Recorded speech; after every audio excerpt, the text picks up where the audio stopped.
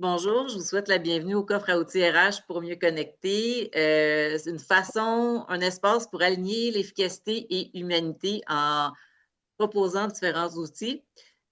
Aujourd'hui, la thématique, c'est la stratégie RH inspirée du modèle Disney.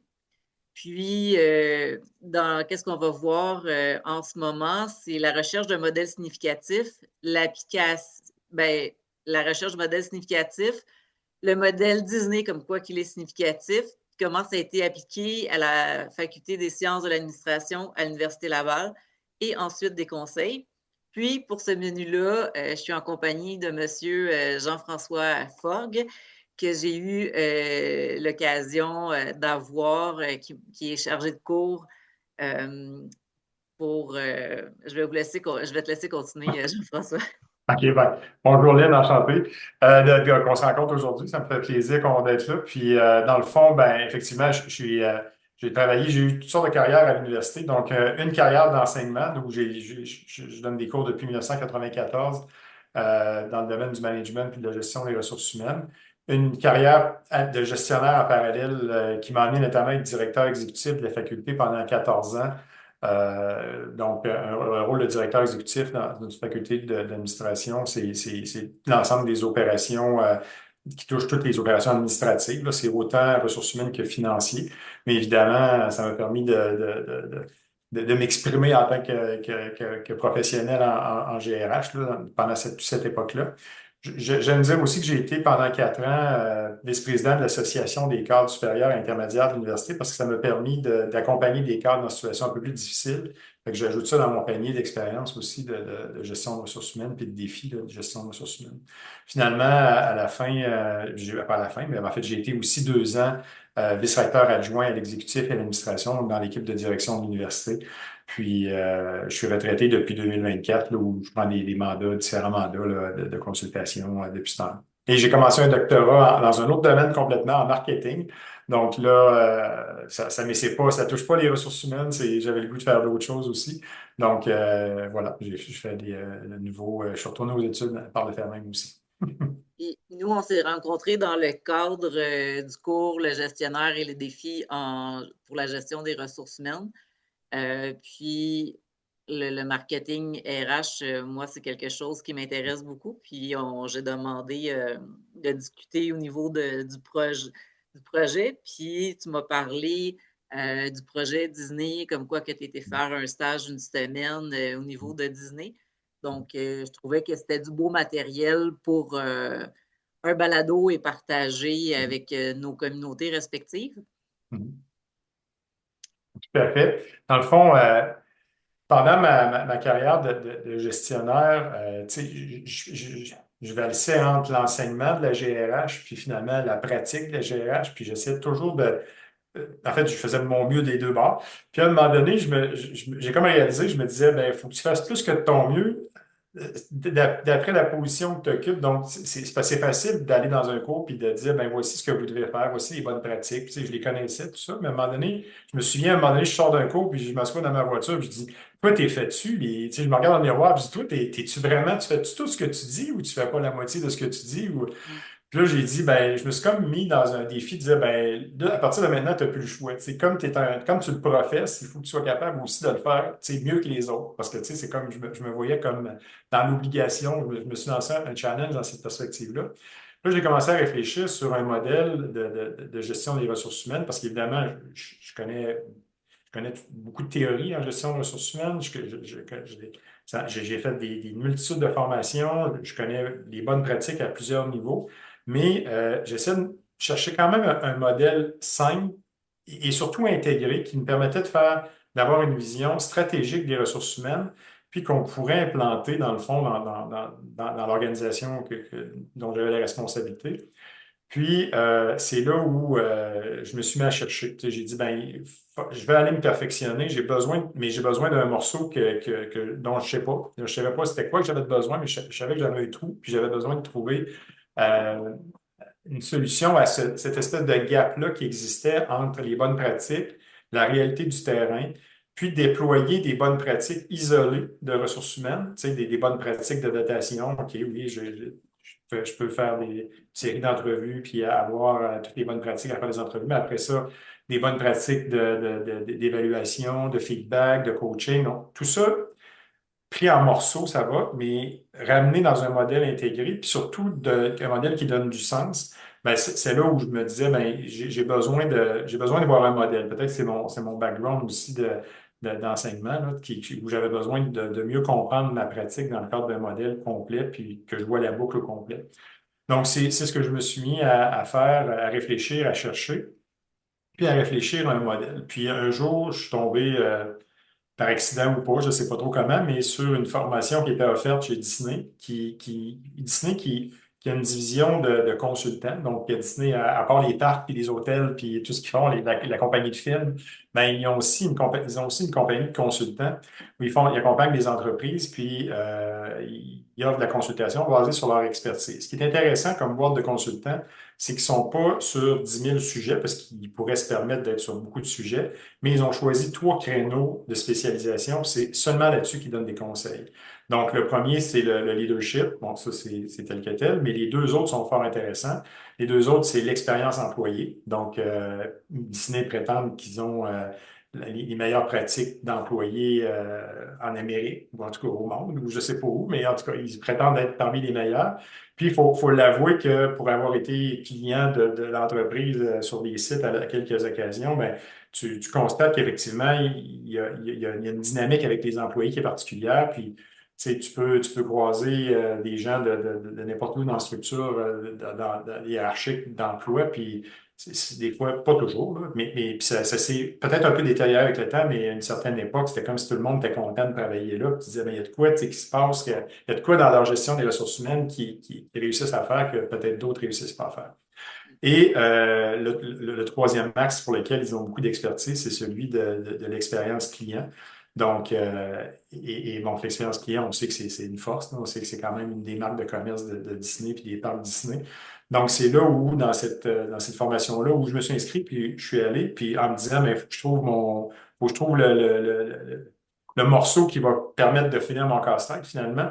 C'est là où j'ai été sensibilisé à différentes approches, notamment à une intégration, dans le fond, de, de, de, de, de l'expérience client et de l'expérience employé pour en faire une stratégie d'entreprise, une stratégie RH. Tu sais. Fait que là, j'ai dit, OK, là, je commence à avoir un modèle ou un casse-tête qui se dessine bien. Puis, le modèle que je cherchais, qui donnait du sens pour moi, apparaissait. Surtout que un des défis, puis une des choses que j'essayais de positionner tout le temps dans les cours que je donnais en gestion de ressources humaines, particulièrement au bac, là, c'était d'essayer d'aider les étudiants à voir comment on pouvait positionner le rôle de la gestion des ressources humaines dans un rôle stratégique dans l'entreprise. Parce qu'on sait que c'est un défi. Dans plusieurs situations, les ressources humaines se retrouvent des fois confinées à des rôles administratifs ou de soutien. Puis c'est pas toujours facile de leur faire prendre une place, tu sais, stratégique au niveau de l'organisation, particulièrement au niveau des petites entreprises aussi, où des fois on va aller chercher un gestionnaire des ressources humaines, mais souvent le premier réflexe, c'est d'aller chercher le premier gestionnaire des ressources humaines qu'une entreprise va aller chercher. Malheureusement, c'est souvent pour faire des tâches cléricales ou administratives parce qu'on déborde du côté des obligations, notamment gouvernementales. Donc, pour moi, c'était comme intéressant. Puis c'était comme. En fait, pour moi, ça doit être important d'essayer d'expliquer aux étudiants qu'il fallait positionner la fonction RH stratégiquement dans l'entreprise. Puis ça voulait dire être en lien avec le client, être en lien avec l'environnement externe. Donc, ça voulait dire ne pas seulement se limiter à faire des activités de la fonction RH, là, tu sais, habituelle. Donc, de dire, ben oui, à un moment donné, l'entreprise, ça devient très gros, qui a besoin d'un expert qui va faire de la dotation, qu'on se spécialise en dotation. Mais ça fait, mais si l'entreprise a des enjeux financiers, des fois, ben, sa première place va beaucoup plus aussi. Donc, tu n'as pas réussi à te positionner stratégiquement. Donc, c'est ça où, c'est là où, pour moi, le modèle de Disney, quand ils sont arrivés, puis ils ont attaché la stratégie RH à la stratégie de clients, ben là, je me suis dit, OK, ça me parle. Donc, ça nous permet de positionner les RH au cœur, tu sais, de la stratégie d'entreprise. Puis, ça permet de donner du sens à l'ensemble du modèle. Puis, je peux y revenir un petit peu sur le modèle Disney, là, mais c'est un peu ma démarche, dans le fond, ce qui m'a amené à considérer ce modèle-là, puis éventuellement à m'inspirer de ça pour en faire quelque chose là, à la Faculté des sciences d'administration. Est-ce que tu veux nous présenter ce modèle-là? certainement. Donc, ben, dans le fond, c'est un modèle où je dirais qu'il y a deux éléments importants. C'est, dans un premier temps, il y a une promesse envers le client. Donc, ils sont assez clairs sur quelle est leur promesse envers le client. Puis cette promesse-là, ben, je peux le présenter aussi à l'écran, mais elle se résume à quatre clés. Eux autres, on appelle ça des clés, là, mais donc, à quatre clés qui sont pour eux autres importantes. Puis là, je l'ai en anglais, là, mais je pourrais le traduire, là, que j'ai pris l'image, là, j'ai trouvé l'image sur Internet, mais c'est quatre clés. Dans un premier temps, ce qui est le plus important chez Disney, c'est la sécurité des visiteurs. Donc, pour eux autres, tous les employés doivent être familiers, puis doivent prioriser, dans le fond, toute la question de la sécurité. C'est l'élément premier de Disney.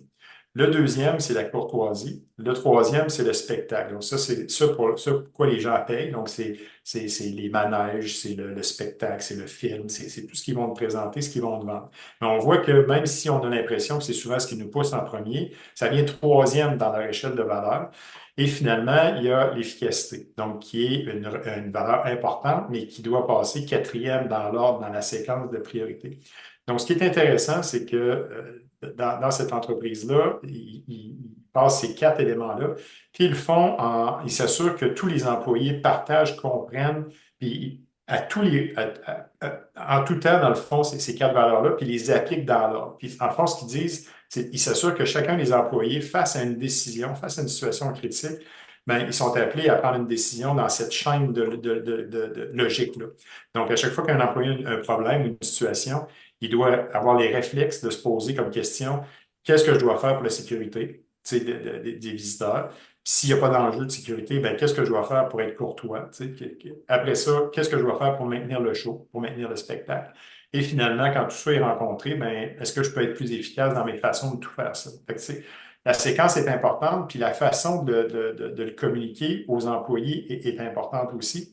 Puis ils ont réussi à intégrer ces éléments. Et là, ça, dans le fond, c'est l'engagement, c'est la promesse envers le client. Et pour arriver là, ils ont pris des engagements envers les employés. Donc, ils ont demandé aux employés de faire ça, mais tu ne peux pas juste dire aux employés, voici, tu ne peux pas juste leur présenter une affiche et dire maintenant, ici, c'est ça qui est important, puis vous devez vous comporter comme ça. Donc, l'ensemble de leur processus est aligné sur ces valeurs-là, puis sur leur façon d'être à Disney. Donc, c'est ça que je trouvais intéressant. Puis, donc, de miser sur mettre l'expérience client, donc le client, puis pourquoi on est là, puis qu'est-ce qu'on veut faire avec le client, puis ramener ça, puis transformer toutes leurs activités de gestion de gestion des ressources humaines pour tenir compte de ces éléments-là. Un exemple que je trouve intéressant, ben, avant de tomber à l'exemple, ce que Disney a beaucoup comme concept, c'est l'intentionnalité. Puis ça, je pense que c'est important, puis on devrait tout le retenir, là, c'est que dans la stratégie fondamentale de Disney, c'est qu'il faut être, les autres se disent ils sont intentionnels là où les autres ne le sont pas.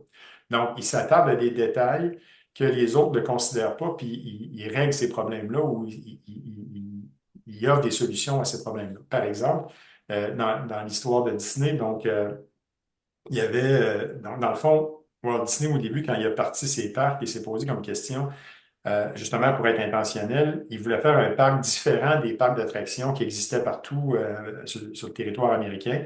Donc, lui, il est habitué d'aller dans des fêtes foraines où, dans le fond, c'était malpropre, c'était risqué, organisé tout croche. Tu sais, il y avait comme un modèle des parcs d'attractions, puis dans le fond, il s'est dit, ben moi, je veux faire un parc d'attraction, mais je vais être tout le contraire de ce qui existe. Je vais être un lieu propre, je vais être un lieu de sécurité, je vais être un lieu efficace. Donc, vous voyez un peu ces valeurs-là qui apparaissent parce que dans le fond, selon, dans sa vision, c'était si on est capable d'avoir cette intentionnalité-là, puis ce positionnement différent des autres, ben, on va avoir une différenciation, puis on va être capable de se positionner dans un marché. Puis, on est obligé de dire que ça a bien marché.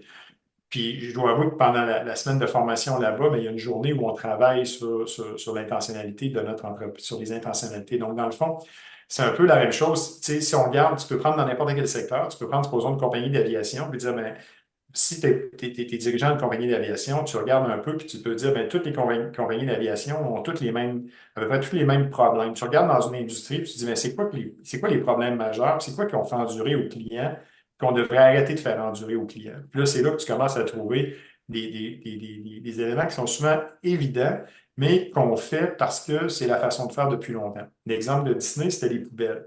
Dans tous les parcs d'attractions, les poubelles, c'était un problème parce que comme ils voulaient un parc propre, ben, c'était ce que les fournisseurs de poubelles lui proposaient, c'était des poubelles traditionnelles, là, un corps à vidange, là, une poubelle ronde là, avec un chapeau dessus. Puis quand ils vendent le chapeau part, puis quand ils vendent un peu plus, tout ce qui est dans la poubelle part. Puis, tu sais, et on ne le sait pas, mais c'est Disney qui a insisté pour avoir des poubelles qui n'auraient pas cette caractéristique-là, dans le fond. Puis c'est Disney qui est inventeur des poubelles à rabat, là. Donc, tu sais, des poubelles qu'on voit partout, qu'on peut jeter, puis à rabat qui se referment, là. Puis, dans le fond, c'est lui avec les fournisseurs de poubelles, mais à l'époque, tu sais, il avait travaillé avec plusieurs fournisseurs de poubelles qui disaient, ben, c'est ça le standard des poubelles, c'est la façon de travailler.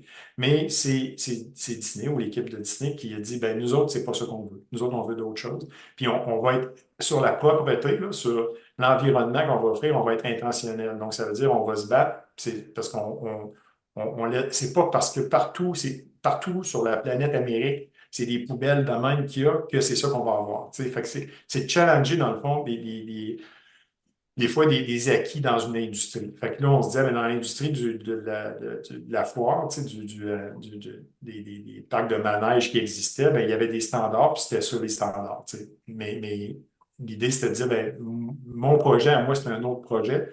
Puis il y a des choses sur lesquelles je ne serai pas négociable, puis je tiens là-dessus. Donc, on va travailler ensemble. Puis à l'époque, ils présentent ça comme ça là-bas, mais ils vont passer deux, trois entreprises de poubelles de trouver un petit fournisseur qui est assez agile pour dire, ben moi, je vais travailler avec toi, puis on va inventer de quoi ensemble, puis que finalement, avec le contrat, puis aujourd'hui, dans les lieux publics, est-ce qu'il y a une autre sorte de poubelle que ces poubelles à rabat-là? Donc, c'est devenu comme un standard.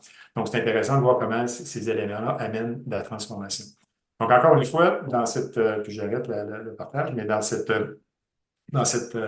approche-là de Disney, ce que je trouve intéressant, c'est d'amener, de mélanger, dans le fond, l'expérience employée avec l'expérience client.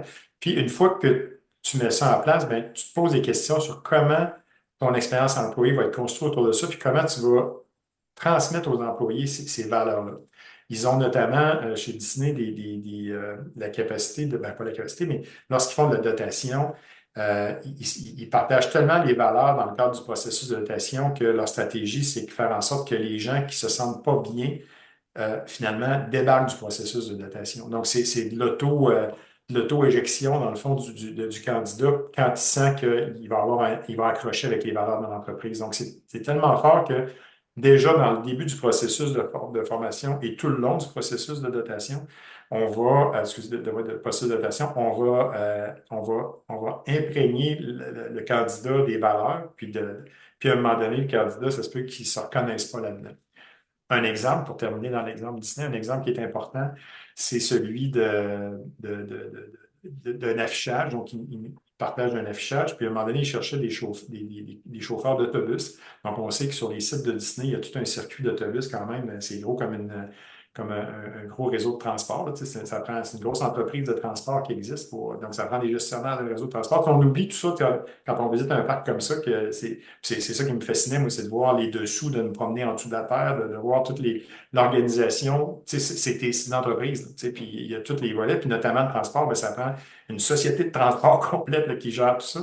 Puis il montrait que pour faire de la dotation à Disney, ben, il était à la recherche de chauffeurs d'autobus, puis au lieu d'annoncer dans le journal, ben, nous cherchons des chauffeurs d'autobus, tu sais, pour le Disney, ben, c'était écrit, tu sais, nous cherchons des chauffeurs de carrosses pour des princesses et des princes. Donc, déjà, dans la communication, tu sais, tu peux trouver que c'est stupide ou tu peux trouver que ça te parle. Mais si ça te parle, probablement que tu as un profil qui va être bien dans le système de valeurs dans lequel ils vont t'insérer éventuellement. Tu peux trouver aussi que c'est niaiseux, puis finalement, tu n'appliques pas parce que tu mieux aller travailler sur la ligne Boston-New York, puis tu vas faire de l'autobus Boston-New York. Ça va être bien correct aussi. Tu sais, c'est juste, en fonction, c'est leur façon de dire, ben, à travers le processus d'affichage, de dotation, les entrevues, ils vont imprégner tout le long des valeurs de l'entreprise pour faire en sorte que finalement, le candidat au bout de la ligne, ben, il ne rentre pas en contact avec les valeurs de l'organisation le jour de son accueil, mais bien avant ça, dès le début du processus de datation. C'est un exemple, hein, mais c'est là où, encore une fois, ils ont travaillé intentionnel. Donc, c'est un élément que je trouve qui est important, puis qu'il faut, puis eux, dans le fond, ils transforment leur processus d'embauche, leur processus de formation, de communication puis de reconnaissance basé sur ces éléments-là, puis sur la capacité de bien partager ou présenter ces valeurs-là. Donc, ils ont un système interne aussi là, qui valorise là, les employés qui sont vus à valoriser, à défendre, à mettre en œuvre, dans le fond, ces valeurs-là. Donc, il y a des exemples, là, puis il y a différents mécanismes, là, plus ou moins ben, pas secret, mais visible ou non là, pour le visiteur, mais qui sont très connus de la part des employés comme tel. Donc, en fait, c'est tout ça donc, c'est tout le sens que ça créait, c'est toute la capacité de mélanger l'expérience employée avec l'expérience client. Puis, donc, la capacité pour moi de positionner la fonction RH dans un contexte stratégique, parce que quand on parle de notre expérience client, ben, c'est au cœur de notre stratégie d'entreprise. Là, l'entreprise est là pour offrir un service, faire un produit qui, dans le fond, répond aux besoins du client. Donc, c'est pour ça que ça me parlait beaucoup là, à cette époque-là. Puis, est-ce que tu veux nous parler de comment ça a été appliqué Oui, à l'Université Laval dans la certain. faculté des sciences de l'administration? Certainement. Donc, étant à l'époque directeur exécutif de la Faculté des sciences d'administration, tu sais, je me suis posé comme question, ben là, j'avais le modèle, tu sais, que je voulais implanter, mais là, je me suis dit comment on peut faire ça parce qu'on est dans un contexte syndiqué. Donc, donc là, je me disais, ben là, il y a plusieurs étapes à passer. Puis, il y a des contraintes, là, veux pas, puis c'est une grosse boîte. Puis, la gestion des ressources humaines à l'Université Laval, ben c'est comme dans toutes les grandes organisations, c'est géré de façon centrale. Il y a une partie qui est décentralisée, puis une partie qui est centralisée. Donc, comment on place un modèle que je veux stratégique de RH dans une unité dans laquelle, dans le fond, on fait partie d'un ensemble plus grand. Donc, tout ça a été pensé, là. Il a fallu réfléchir à ça. Puis réfléchir aussi à comment je voulais travailler pour amener ça en vie finalement dans l'entité. Donc, une des choses importantes, c'est sûr que c'est toujours de s'entourer de bonnes personnes. Donc, dans ce dossier-là, je me souviens, ben, j'ai demandé, puis là, le profil est intéressant parce que mon premier réflexe n'a pas été d'aller vers quelqu'un qui était en ressources humaines, mais quelqu'un qui était en pédagogie. Donc, Roselyne, qui était dans l'équipe là, à la faculté avec qui je travaillais depuis un bout de temps, puis je me disais, ben, c'est un exercice de pédagogie qu'on veut faire. Tu sais, c'est pas un exercice, c'est d'abord un exercice. Oui, c'est un exercice fondamental de ressources humaines, de transformation de ressources humaines, mais c'est beaucoup un exercice, tu sais, de présentation d'une idée, puis d'organisation d'une idée. Donc, mon premier réflexe a été de travailler avec quelqu'un qui, pour moi, allait m'aider, dans le fond, à structurer ça, puis à l'amener dans une perspective plus pédagogique pour que les gens comprennent bien où on s'en va. Donc, dans le modèle aussi, l'idée, c'était de dire, ben, à un moment donné, je cherchais comme un nom, hein, une façon de brander un peu, puis ça a été comme EXP3 ou l'expérience au cube, là. Donc, dans le fond, parce que là, en réfléchissant au modèle, ben, on est allé plus loin. Donc, il y avait l'idée de mixer l'expérience client, l'expérience employé. Mais dans tout ça, ben, ça a été aussi de dire, ben, on a besoin de nos cadres, on a besoin de nos gestionnaires pour faire le processus. Donc, ça nous prend une expérience de nos cadres aussi, qui est une partie de l'expérience employée, mais c'est nos partenaires aussi dans toute l'expérience, là, tu sais, dans toute la démarche. Donc, c'est pour ça qu'à un moment donné, on appelait ça, au début, c'était EXP2, là, donc expérience au carré. Mais rapidement, les cadres sont apparus comme des joueurs importants dans la mise en place de ça. Puis, tu sais, personnellement, je suis assez intéressé aux approches de Simon Sinek, là, qui parle beaucoup tu sais, qui positionne beaucoup les cadres puis les défis des cadres. Donc, pour moi, c'est important de les placer dans ce modèle-là aussi. Je dirais qu'il a sûrement inspiré, dans le fond, ce modèle-là d'intégrer l'enjeu des cadres. Donc, je peux vous présenter le modèle un peu un petit peu. le modèle un peu qui est inspiré, comme on disait tantôt, de Disney, mais je ne sais pas si tu le vois, là. Oui, je pense que oui. Oui, parfait. Donc, un modèle qui, dans le fond, vous allez voir, constitué de trois blocs, là. Le premier bloc, c'est la base, dans le fond. C'est avant de travailler sur nos activités de ressources humaines, ben, c'est quoi nos trois grands défis qu'il faut clarifier au niveau de l'entreprise. Donc, dans un premier temps, ça nous prend une cible commune, une cible commune vers le client, une promesse vers le client. Donc, fait que ça, c'est sûr que ça rejoint un peu ce que Disney faisait avec ses quatre clés.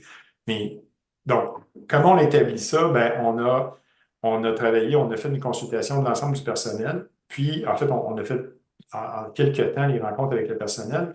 Puis, on leur a demandé c'est quoi qui est important pour le client. Puis, c'est assez intéressant comme processus. Puis, normalement, il y a un assez bon consensus sur qu'est-ce qu'on devrait faire pour bien servir notre clientèle. C'est sûr qu'on avait aussi une vision qu'on a proposée, là, en partie de ce qu'on pense qui était bon, mais on a consulté aussi, puis on a testé des idées avec, je dirais, l'ensemble du personnel. Puis là, je suis beaucoup dans l'univers du personnel administratif parce que à l'université, on sépare souvent l'étudiant du client parce que c'est pas la même personne. Tu sais, même si des fois, c'est la même personne physiquement, là. Donc, l'étudiant, il est dans une dynamique d'apprentissage, puis c'est pas un client. Mais l'étudiant consomme aussi un ensemble de services dans sa relation, puis ça, à ce moment-là, il prend la forme d'un client, puis la communauté de Québec, dans le cas de l'Université Laval, mais c'est des clients aussi, c'est de l'université. Donc maintenant, le premier élément, c'était d'identifier c'est quoi nos cibles communes. Donc, on a travaillé, puis on a effectivement déterminé une série de cibles communes qui étaient importantes pour nous autres, puis qui étaient nos objectifs d'organisation. Qu'est-ce qu'on veut faire dans notre service, dans le fond, à la clientèle. Associé à ça, puis ça aussi, ça fait partie c'est un échange qu'on a eu avec le personnel, c'est une fois qu'on a des cibles comme ça, c'est quoi les comportements qu'on s'entend tous pour dire qu'ils sont importants d'avoir? Donc, on a déterminé des comportements attendus pour atteindre ces cibles-là. Tu sais, on veut ensemble, on trouve que ces cibles-là sont importantes. On détermine ensemble c'est quoi les comportements qui sont nécessaires pour aller atteindre ces cibles. Fait qu'on a travaillé sur les comportements attendus, encore une fois, en consultation, puis on a rencontré plusieurs groupes, puis on a ramené ça, on l'a représenté en disant, on s'entend-tu pour dire que ça, c'est nos cibles, que ça, c'est les comportements qui sont attendus. Ça, c'est le bout facile où là, on fait juste demander aux employés, bien, forcez-vous pour atteindre nos cibles et nos comportements attendus. C'est pas le bout difficile. Le bout difficile, c'est nos engagements. C'est là où des fois, on a des manques dans nos organisations. C'est que c'est facile de dire, ben voici les cibles, voici les comportements, puis travailler.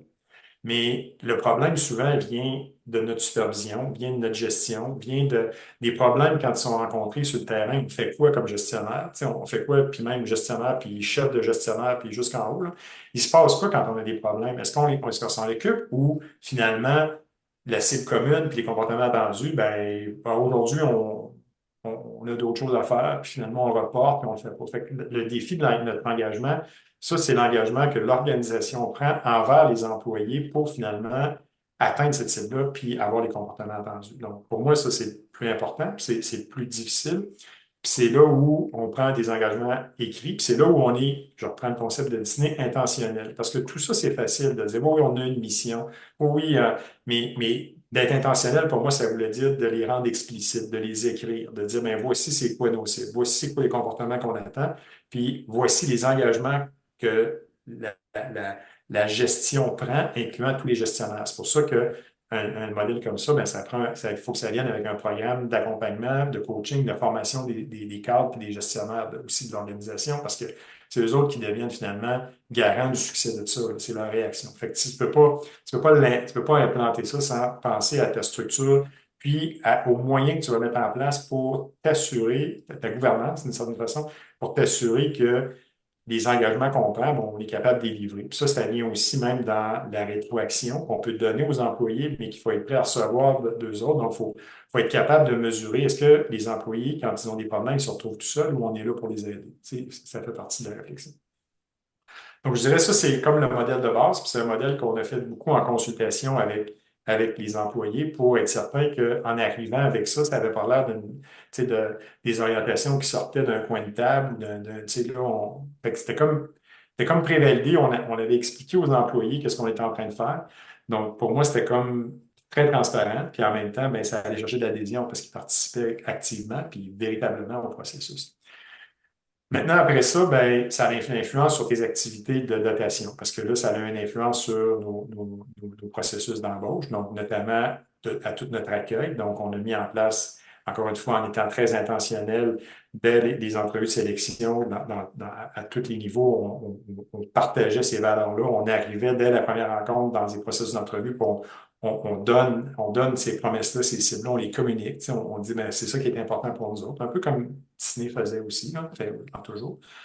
Dans l'embauche aussi, ben, il y a tout l'accueil, comme je disais, l'accompagnement, l'accueil d'un employé. Donc, on en parle souvent parce que c'est une pratique importante, mais encore une fois, si on est intentionnel, on va le rendre explicite, puis on va s'assurer qu'il y a des étapes, puis on va s'assurer que tout est, on contrôle ces étapes-là, tu sais, on le fait correctement. Tu sais, parce que si tu sais, des histoires d'horreur où tu as un employé qui rentre, puis finalement, il n'est pas attendu vraiment. Ou, tu sais, fait qu'on a mis en place tout un processus, notamment souvent une semaine avant l'arrivée de l'employé, ben, moi, comme directeur exécutif, j'écrivais à chacun des employés qui s'en venaient en disant comment, tu sais, que j'avais hâte que je jouais. Puis, tu sais, c'était personnalisé. Fait que déjà, une semaine avant, il y avait une communication.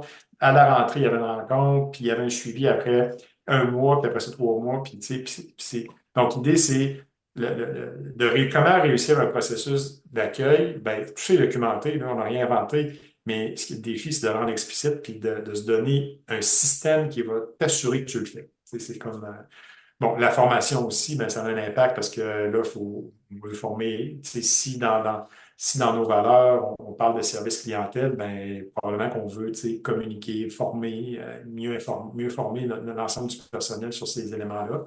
Puis là, dans la formation, comme je disais tantôt, il y a deux chemins. Pour moi, il y a le chemin de l'ensemble du personnel, puis il y a le chemin des cadres. La rétroaction, la même chose, tout ce qui est processus d'évaluation, puis de rétroaction, mais des deux côtés.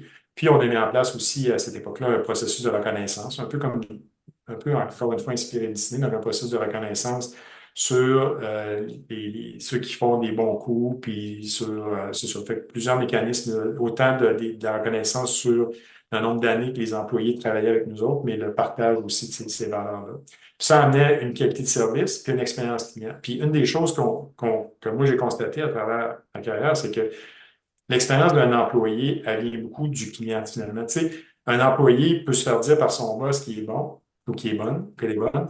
Ça, c'est une chose, mais quand un client te dit que tu es bon ou que tu es bonne, ça, c'est comme, ça te fait beaucoup plus plaisir souvent. Tu sais, c'est comme, tu as un sentiment de réalisation qui est plus grand. Tu sais, c'est deux choses complémentaires. Tu peux pas avoir ton supérieur qui dit que tu es toujours pas bon, donc, la seule présence d'un client satisfait puis qui le communique, puis que l'employé sait qu'il doit communiquer, ben, c'est une façon aussi d'amener une rétroaction, puis d'amener une expérience employée. Donc, l'expérience employée, c'est aussi ça. C'est quand l'employé il a les outils, puis est capable de bien servir le client, ben, finalement, pour lui, ça devient une expérience intéressante versus une situation où l'employé, il voudrait bien servir le client, mais il n'a pas les outils, puis il n'y a pas d'organisation, ne lui fournit pas ce qu'il a besoin.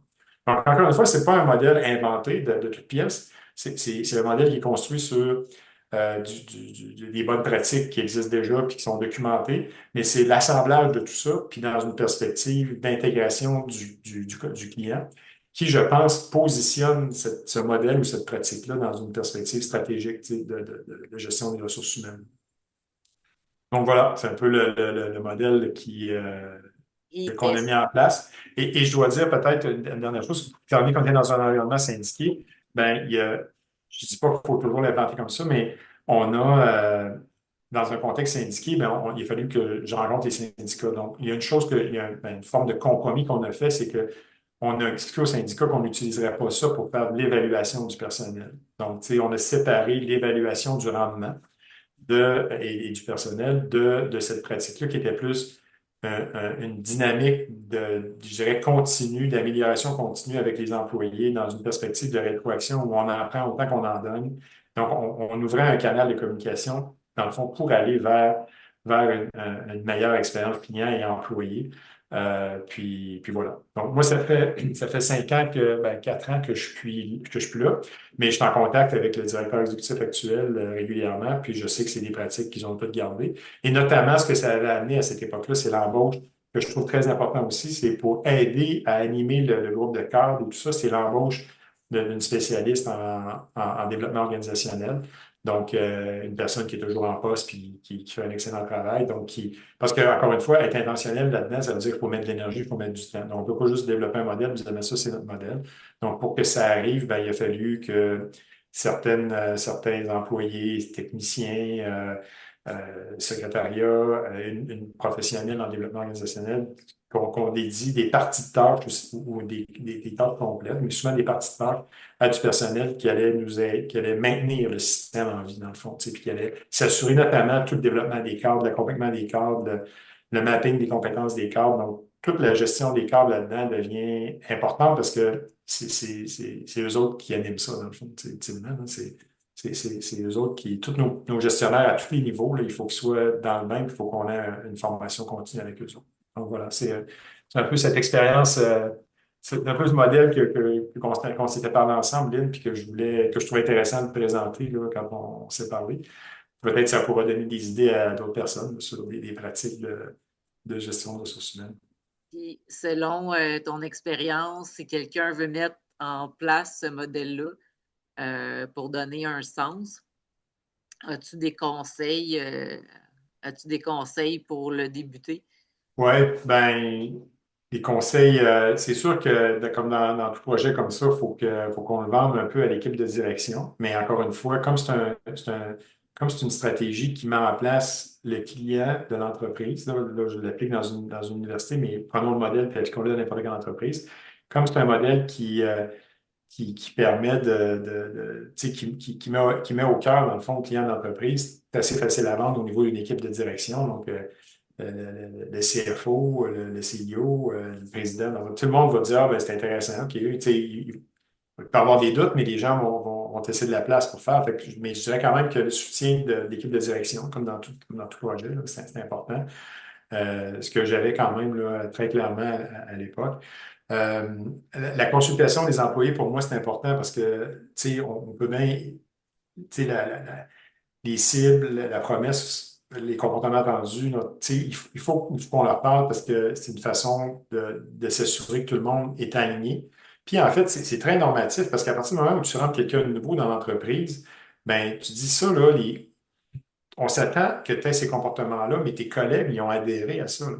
C'est que si tu les as pas, ben, sache que tu vas traîner en arrière, là. Fait que si tu partages pas ça, tu es tenu de pas venir, finalement. Tu sais, pense à tout ça. Puis, fait que c'est pour ça que c'est intéressant, tôt dans un processus d'acquisition de personnel, de tester ces valeurs-là. Puis, quand on parle d'avoir un fit avec un employé, ben, des fois, tu dis, ben, j'ai un fit, un bon feeling, mais au-delà du feeling, il y a un partage de valeurs, puis une fois que la personne va être en poste, c'est quelqu'un à qui ça parle, ces éléments-là. Puis encore une fois, ça peut jouer pour faire en sorte que quelqu'un débarque du processus versus reste dans le processus. Euh, Comment vendre à la direction ce type de projet-là? C'est quoi les arguments? ben, c'est qu'on va faire en sorte que notre client va être plus satisfait. Donc, si notre client est plus satisfait, ben, il va revenir, on va le garder. Fait que c'est vraiment basé sur comment on améliore notre expérience client. Tu sais, puis ça, ben, c'est à chaque entreprise éventuellement de le mesurer, de voir dans quelle mesure, plus tu es petit, peut-être, plus tu es capable de le mesurer, mais l'idée, c'est sûr que ça prend une décision de dire, ben, pour nous autres, tu sais, clients, ben, c'est pas juste y vendre un produit ou un service, mais on veut y vendre une expérience intéressante. Donc, on veut que quand il est en interaction avec notre personnel, il y ait le meilleur service possible. Je pense que c'est le cas de la très grande majorité des entreprises, là, on est à la recherche de ça, faire en sorte que notre client soit heureux de son interaction avec l'entreprise, puis il veuille y revenir.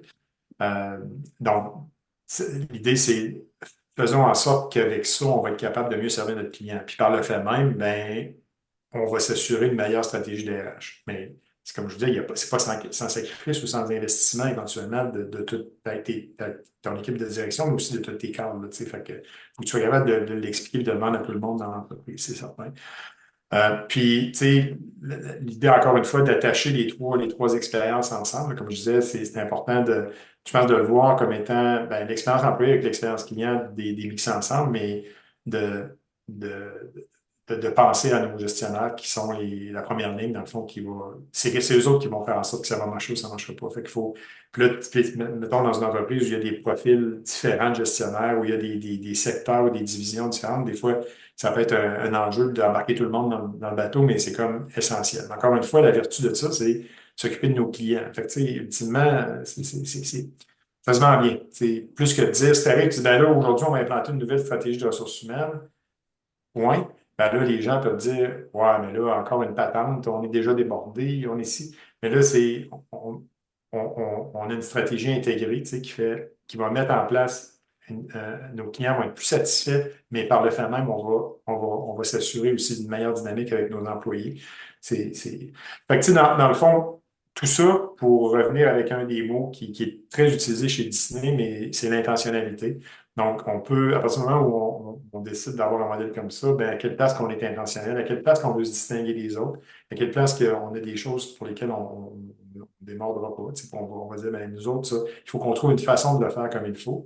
Euh, il existe des milliers de façons, puis à peu près tout le monde fait de l'adaptation de la même façon dans le monde. Mais si toi, tu fais de l'adaptation différemment des autres, peut-être que tu vas avoir un enjeu. Puis là, je parle de ça, mais ça pourrait être n'importe quel. Ça pourrait être la formation, ça pourrait être. Donc, il y a beaucoup de. Partout, ça vaut la peine de s'arrêter puis d'essayer de regarder c'est quoi les irritants dans notre industrie ou c'est quoi les irritants ou les choses qu'on ne fait pas comme il faut, qu'on pense qu'ils sont acquises, qu'on fait parce que ben, c'est toujours comme ça que ça a été fait, puis c'est comme ça qu'on fait. Tu sais, l'évaluation de rendement du personnel, c'est quand même souvent, essentiellement, c'est documenté, là, mais c'est souvent des processus qui mènent qui sont reconnus comme des processus peu, peu efficace ou même d'échec. Tu sais, il y a donc, mais tout le monde fait toujours l'évaluation de personnel de la même façon depuis 100 ans, depuis l'industrialisation. Donc, mais si quelqu'un s'arrête et dit, ben, comment on fait ça de nous autres? Tu sais, comment on fait ça? On sait que ça ne marche pas, tu sais, de certaines pratiques. Donc, comment, même si on reconnaît que c'est important, on sait que la façon de le faire, tu sais, l'évaluation annuelle, ou une rencontre, puis le gestionnaire ne sait pas trop quoi dire, puis l'employé ne sait pas trop quoi dire, puis là, cette rencontre a lieu, puis des fois, ça va mieux que d'ailleurs. Là. Il y en a qui sont plus outillés pour faire ça. Mais globalement, dans les rapports qui sortent, il reste quand même que c'est pas le genre d'activité, tu sais, qui a du succès, tu sais, qui est efficace. Donc, tu sais, juste de se poser des questions là-dessus, de dire comment on le ferait autrement, ben, je pense que ça peut être intéressant. Donc, l'intentionnalité, c'est bon pour les stratégies d'entreprise, mais donc, ça s'applique très bien aux stratégies de gestion des ressources humaines. Hmm. Voilà. Ben, merci beaucoup de nous partager cette expérience-là. Puis on va laisser comme façon de te joindre ton profil LinkedIn. Donc, on invite euh, qui aurait l'intérêt ou des questions ou une curiosité. Tu es une personne très accessible. Puis un de mes souhaits aussi, c'est que tu parles davantage dans tes cours de cette expérience-là, puis Ouais. de tout ton bagage, puis de, d'oser le mettre en lumière parce qu'on gagne beaucoup Mhm. à apprendre de ton vécu. Là. Parfait. Donc, merci beaucoup. Puis, espérons que ce soit utile. Puis, ça me fera plaisir si toi, tu as d'autres questions ou si d'autres gens qui écoutent le balado ont des questions, ça me fera plaisir d'y répondre. Donc, ben, merci beaucoup, puis à une prochaine peut-être. Parfait, merci. Bye. Au revoir.